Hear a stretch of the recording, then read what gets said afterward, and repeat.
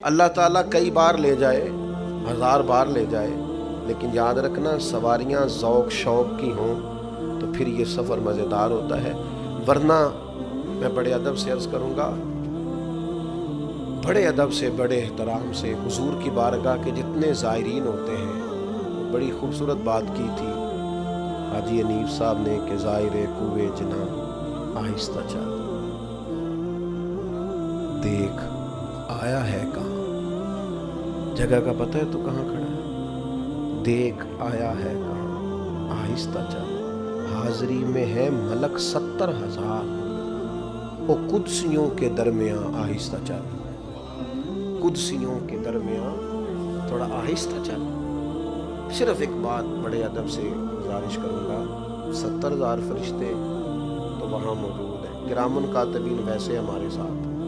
نیکیاں ویسے لکھی جا رہی ہیں، سونی ویڈیو وہی نہیں مکے اور مدینے میں جو فرشتے بنا بنا کے لے جا رہے ہیں، زیادہ بہترین ریکارڈنگ وہ نہیں جو اللہ کی بارگاہ میں پہنچ رہی ہے، اور ویسے بھی ہماری ہر ادا کا تو چینل پہ آنا ویسے بھی ٹھیک نہیں کہ ہر ادا ہی چینل پہ ہی آئے تو پھر ہی ہم پتہ چلے گا کہ اب اٹھ گئے اب بیٹھ گئے،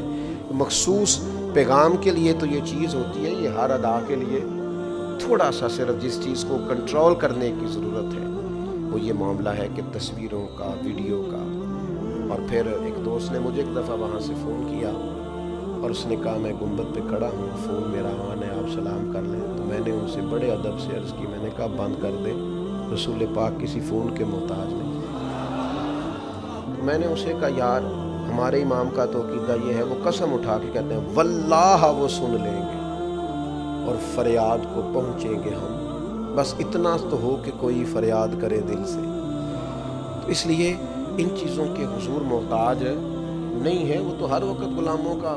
سن رہے ہیں سلام، اور فرشتوں کی ڈیوٹیاں بھی ہیں وہاں پہنچانے کی، لہٰذا احترام ادب اور ذوق بڑی ضروری بات ہے۔